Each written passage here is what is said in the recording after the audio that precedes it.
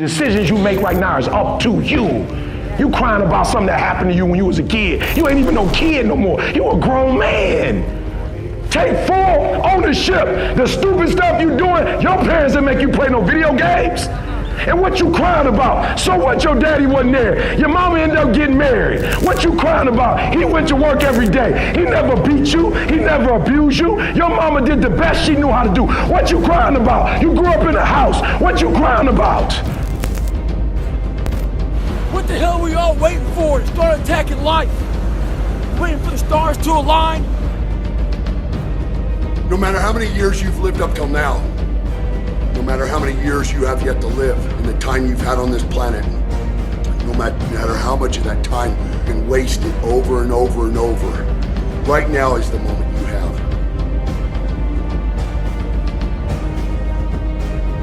When you want to succeed, as bad as you want to breathe, young man, then you will be successful in any area of your life.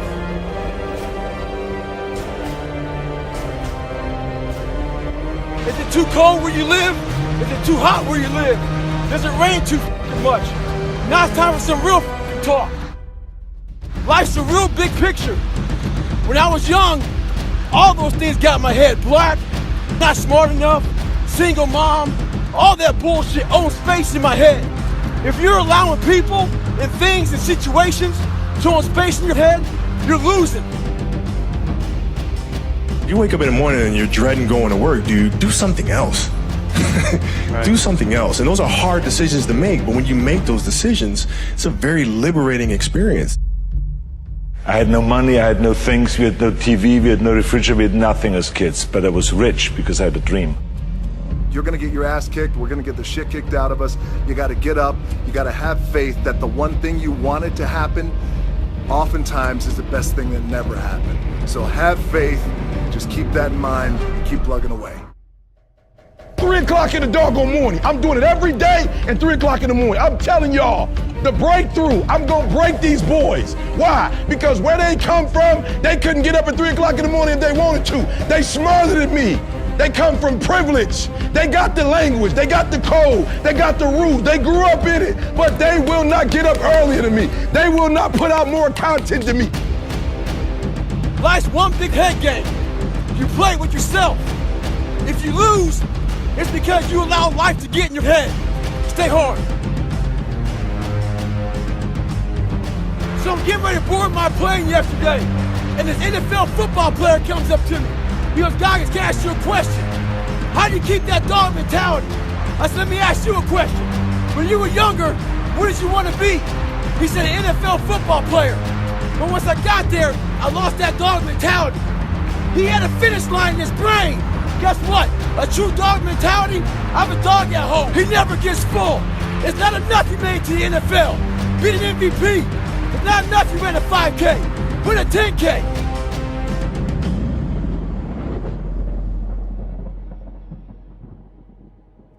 Don't be afraid to fail. Anything I've ever attempted, I was always willing to fail.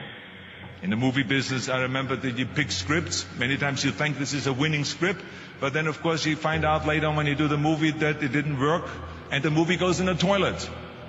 Now we have seen my movies, Red Sonja, Hercules in New York, Last Action Heroes, those movies went in the toilet. But that's okay, because at the same time I made movies like Terminator and Conan and True Lies and Predator and Twins that went through the roof. So you can't always win, but don't be afraid of making decisions. You can't be paralyzed by fear or failure, or you will never push yourself.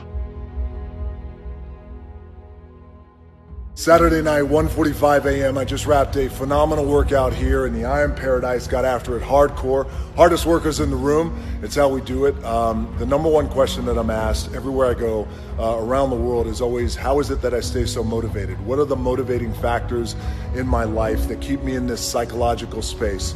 Number one will be gratitude. I try and find a way to be grateful for every single thing I have, every single day.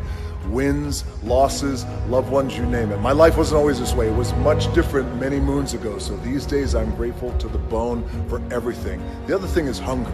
You always hear people say, well, it's about being number one, about being at the top. Or how about this? You're always going to find somebody out there who's going to work harder.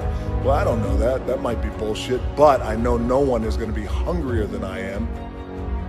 I believe in winning the battle against yourself. People say, why do you say that? Because there's a lot of things you can control. When you wake up, I talk about making your bed. Make your bed. Make sure your house is clean. Make sure you get your breakfast. Make sure you shower, shave. Whatever you're doing, control that. Don't hit the snooze button. You wake up in the morning time and you own all this stuff, because once you leave your house, the world then gets at you. And that's why I believe in not getting up in the morning time and checking your phone immediately. Everybody does that. They get up, the first thing they do is grab their phone, look at the phone. Maybe bad news on there. So how's your day start off? I don't go to the gym. I don't make my bed. You're caught up now on that phone. That's how your day starts. You lost control. So once you win that battle in the morning time, then once you go out, now you've won. You go outside your house, you may lose your job, you may have a bad hit, but you won something. So you're going into battle having already won something. Having already won. So then, if you hit the snooze button, you go out, you're just defeated already. You're behind the power curve. Now you've won something. You feel better about yourself. So now you're able to take these hits along the way. Yeah. Win what you can. The most important thing is that you have a vision, that you have a goal. Because without that vision and without that goal, again, you're drifting around and you're never going to end up anywhere. People don't become successful just by accident. You know, I mean, maybe the guy that found gold in California and started the gold rush, but don't count on that. That's the one in a lifetime kind of a situation. So you got to really have a specific goal. And to me, to have that vision that I want to be Mr. Universe, that I want to be the greatest bodybuilder of all time, that was a great vision, and that specifically to look like Reg Park and to be up there on that stage and to lift the trophy overhead and to win the championship over and over and over again. So that was a great goal. You have to have a goal. Now, it doesn't have to be that specific goal, but it has to have some goal. This is why I always recommend to people, sit down, take your time, and start thinking about, why do you want to work out? What is your goal? And then it can be as crazy as it is. It could be, I want to impress girls. If that's your goal, so be it, but it motivates you. So somebody just asked me a cool question, said, DJ, you're on top. Where could you possibly go from here? And you always talk about outworking your competition. Who's your competition? It's a great question. Thank you for the compliment, by the way. I'm fortunate enough to be on top, but anytime you reach the top, you always want to make sure that you have the desire to raise the bar and take the brass ring to places it's never been. That's the key with being on top. Just because it's never been done doesn't mean it can't be done. And in terms of competition, great question. Everyone's my competition, but a fundamental key that I've learned over the years is, and I'll share it with you, my number one competition is me. It's always you versus you. You got to be the one to get up every morning, be disciplined, put in the consistent daily hard work, because that gains success. No coach, no trainer, no mentor, no boss can do it. You versus you. Back when I was growing up, the song came out. All I need is a miracle. Well, guess what? That miracle ain't coming. There is no perfect time to start. You gotta start now with changing your life. We're all being tested in life. And guess what? This is one test you can't cheat on. We all have our own test. Some of us are obese. Some of us are depressed. Some of us are insecure. In the military, we had this big old rucksack on the back. Had batteries, water, extra gear.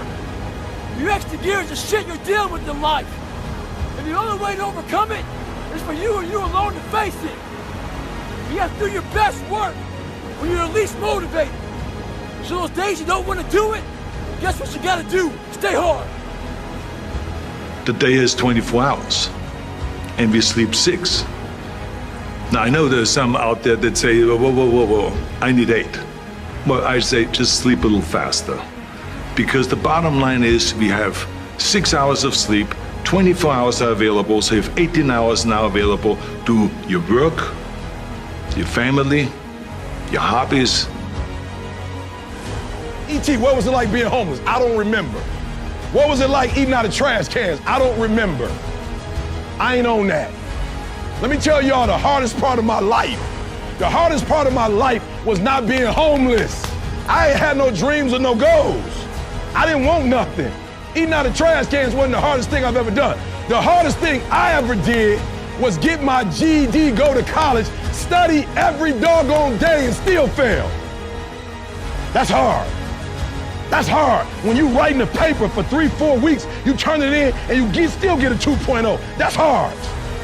It's hard when you in the library and you studying and you read and you take the test and you get a 55. That's hard. So what I want you to understand about a breakthrough is that 90% is work, but the last 10%, that's fight.